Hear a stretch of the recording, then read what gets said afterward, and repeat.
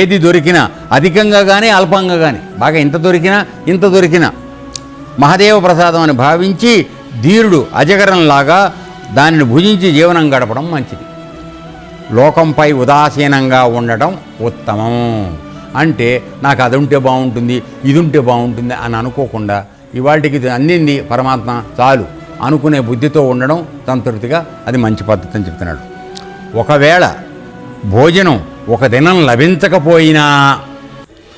లభించకపోయినప్పుడు ప్రారబ్ధగా భావించి ఏ విధమైన ప్రయత్నం చేయకుండా ఉండాలి. ఇవాళ ఆహారం దొరకలా సరే వెంటనే పక్కో ఇంటికి వెళ్ళి కోడిని దొంగిలించి తీసుకొద్దామనే ప్రయత్నం చేయకూడదు.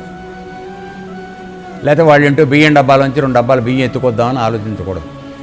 ఇవాళ దొరకలేదు, నా కర్మ ఇది, ఇవాళ ఉపవాసం ఉండాలి, మంచినీళ్ళు తాగి ఉండిపోతాను అనుకుని ఉండగలిగిన వాడు ఇప్పుడు ఆ కొండ చిలువలాగా అన్ని పరిస్థితుల్లోనూ సమానంగా ఉండడం అలవాటు.